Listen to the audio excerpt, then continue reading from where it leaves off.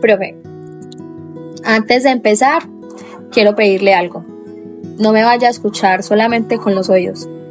Escúchame con el alma. Porque lo que te voy a decir no sale de un recuerdo, sale de una herida que todavía late. Hoy quiero contarte mi vida sin maquillaje, sin explicaciones bonitas, sin disfrazarla. Quiero hablarte desde donde de verdad me dolió. A veces siento que mi historia es como un libro que se escribió solo, uno que yo no escogí, pero que tuve que aprender a leer para no prenderme dentro de él. Nietzsche decía que lo que se hace por amor está siempre más allá del bien y del mal, y yo lo entendí demasiado joven. El amor no siempre es suave, no siempre es limpio. A veces el amor es torpe, roto y contradictorio, pero sigue siendo amor. Por eso no culpo a quienes me lastimaron, porque ellos también tenían el corazón lleno de heridas. Yo nací el 4 de enero del 2009. Mi mamá tenía 13 años. Imagínate cargar una vida cuando ni siquiera has vivido la tuya. Aún así, fui una niña muy deseada. Ella todavía recuerda el día en que quedó en su vientre, que fue un 10 de mayo del 2008. Lo recuerda porque yo fui su primer milagro, su primer miedo. El embarazo de mi mami fue de muchísimo riesgo y por eso nací un mes antes. Llegué como llegan las cosas urgentes, sin tiempo, sin aviso y sin preparación. Pero desde que nací, hubo quienes no me querían aquí. La familia de mi papá decía que lo mejor hubiera sido que mi mamá abortara, que yo ni siquiera era hija de él, que yo era un error. Me pregunto a veces si ese rechazo se me pegó a los huesos, porque toda mi infancia sentí que justificar mi existencia. Pero ahí estaba ella, mi bisabuela, que para mí siempre fue mi abuela. Ella era mi luz, mi brújula, mi refugio, la que hizo lo imposible para que yo no creciera sabiendo lo cruel que podía ser el mundo. Sócrates una vez dijo que la vida no examinada no vale la pena ser vivida. Y yo entendí esa frase a golpes porque aunque mi abuela me tratara de proteger, habían cosas que igual se sentían. Los silencios tensos, el ambiente raro, la tristeza flotando en el aire. Criarse con padres tan jóvenes es crecer dentro de sus grietas. Y mi mamá, siendo aún una niña, buscaba refugio en las drogas porque su infancia también había sido una herida. Mi papá, trabajador sí, pero una persona bastante agresiva, peligrosa, impredecible. Sus palabras eran filos cortantes. Mi abuela corría detrás tratando de salvarme, pero un día no pudo. A los 8 años fui abusada sexualmente. Eso me marcó una línea en mi vida. Antes de eso una niña, luego de eso otra persona. El filósofo Kierkegaard decía que la angustia es el vértigo de la libertad, y eso viví yo. Angustia, un vértigo que me cambiaba el alma, un miedo que no sabía cómo nombrar. Tuve la valentía de contarlo luego de 4 meses, y aunque yo podría culpar a mi mamá, nunca lo haré. Ella también estaba sobreviviendo mientras trataba de ser mamá, siendo todavía una niña.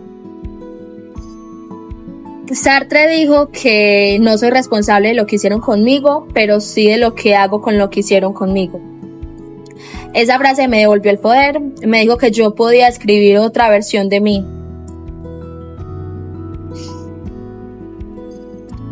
A los 12 años, la vida me dio otro golpe. A mi abuela le diagnosticaron cáncer de estómago y cuando el cáncer llega como un ladrón.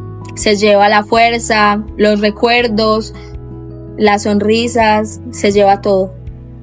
Su cuerpo se apagó lento, primero sus pies hinchados, luego la confusión en la mirada, hasta que un día ni siquiera sabía quién era yo. El 7 de octubre del 2021, ella se fue. Y yo sentí que se me arrancó la mitad del alma. Ese año casi pierdo séptimo porque no quería estudiar, no quería vivir. Era como si nada me perteneciera. Mi abuelo me dijo una frase que me sostuvo. Ella no te habría querido ver así. Y fue como si mi abuela me hablara a través de él. Pero la vida seguía. Y el 2023 fue el año más oscuro y duro de todos. Mi casa era una guerra, mi papá sacaba armas, cuchillos, mi mamá lloraba, cayendo en las drogas una y otra vez. Mi hermanita con 4 años viendo cosas que jamás debió de haber visto y yo tenía 14. Mi cuerpo era de niña, pero mi alma ya estaba vieja de tanto dolor. Yo me refugié en los libros, que eran lo único que me hacía sentir que no estaba cayendo en un vacío sin fondo. Pero un día, cansada de ver a mi mamá consumiendo, yo también lo hice. No por gusto, fue un grito desesperado, una forma brutal de decirle que me prestara atención. Mi madrina, mi tía, me recogió del piso, literal y emocionalmente, y me llevó al psicólogo. Luego del psicólogo me remitieron al psiquiatra y ahí llegó uno de los golpes más raros de toda mi vida, ese diagnóstico: la despersonalización. La despersonalización es sentirse fuera del propio cuerpo, verse a sí mismo como un personaje, sentir que todo es irreal, que la vida es un sueño, pero uno del que no te puedes despertar. Es despertarse y sentir que no sos tú, que tus manos no son tuyas, que tu voz no te pertenece, que tu realidad está hecha de un filósofo japonés, Nishitani Keiji. Hablaba del vacío existencial. Él decía que cuando el yo desaparece, aparece el abismo. Yo viví ese abismo porque yo era ese abismo. Jacobo Greenberg llegó justo ahí, cuando yo no era yo. Sus libros hablaban del campo de la realidad, del yo que se expande, de la conciencia como algo más grande que el cuerpo. Y yo, que me sentía desconectada de mi propia existencia, encontré en él una explicación. Encontré calma, encontré sentido. Era como si él mismo me dijera que no estaba rota, que solo estaba viendo mi mundo desde otro ángulo. Y ahí también estuvo Juan David, una persona silenciosa, constante, que no me exigía ni me pedía explicaciones, solo me acompañaba. Y a veces, profe, un acompañante es más sanador que una respuesta. Cuando entré a 10º, entendí algo: que yo no necesitaba sustancias, si yo necesitaba sanar, necesitaba sentir, necesitaba volver a creer en mí.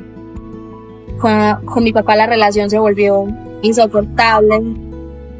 Sus insultos, sus frases hirientes, sus ataques a mi valor como persona, hasta que un día exploté con mi mamá y le dije que si él no se iba de la casa, me iba a ir yo. Mi mamá me creyó y por fin tomó esa decisión que nos salvó a las dos. Él siguió insultándome por chat, pero ya no podía tocarme. Yo ya no era la misma niña. Virginia Woolf dijo que no podías encontrar la paz evitando la vida. Y por primera vez yo estaba viviendo en vez de huyendo. Ese año fue una montaña rusa, pero también fue el año en el que renací. Mi mamá dejó las drogas paso a paso, caída por caída. Encontró una pareja muy buena y yo encontré la calma. Juan David se volvió mi pareja. Yo empecé a sanar. Me tatué la firma de mi abuela y una frase en la espalda que decía que la literatura es el medio de comunicación más íntimo y poderoso que existe. Porque los libros fueron la mano que me agarró cuando mi alma estaba cayéndose. Ese año me liberé del todo. Le puse una orden de alejamiento a mi papá, pero no por miedo, sino por amor propio. Me elegí, me reconstruí y me volví a mirar al espejo sin miedo. Y hoy después de todo eso, entendí que no tenía que huir de mi historia. Por mucho tiempo pensé que crecer significaba olvidar, hacer como si nada, tapar lo que me dolía, pero no. Crecer para mí fue mirarme con honestidad, incluso cuando dolía más que cualquier golpe. Hoy no digo que ya soy sanada y que superé todo y que soy una versión perfecta de mí misma. No. Lo que sí puedo decir es que me sostengo distinto, de que ya no me quiebro de la misma manera, que aprendí a reconocer mis propios pasos, mis propios silencios, mis propias heridas. Me reconstruí poquito a poquito, como quien cose una tela rasgada con un hilo nuevo. Las marcas quedan, pero ya no se abren. Y mientras pasaba todo eso, entendí algo que dijo Ingrid Barhart, no sé si se pronuncia así, una poeta que casi nadie conoce, pero que escribió desde lugares muy parecidos a los míos. Que el dolor tiene que hablar para que deje de gobernarnos. Y fue eso, y por eso estoy aquí hablando. No para dar lástima, no para justificar nada, sino porque contar mi historia es la forma que encontré para que deje de pesar tanto. Hoy puedo mirar atrás sin caerme, puedo nombrar cosas que antes me dolían y me dejaban muda. Puedo mirar a la Isabela de 8 años, de 12 años, de 14 años y abrazarla. Porque entendí que no era débil, que era una niña y aún así hizo lo que pudo con lo que tenía. Y si algo me queda claro es esto, de que no soy la misma. Pero tampoco quiero volver a ser quien era. Hay una frase que me acompaña que dice que soy fiel a mi noche, pero no pertenezco al desastre. Y así me siento, fiel a mi historia, pero ya no atrapada en ella. Hoy no cierro este monólogo diciendo que ya estoy bien, cierro diciendo algo más honesto. Que estoy aprendiendo a estar bien, que por primera vez ese aprendizaje me está saliendo del alma. Y ya aprovechado, gracias.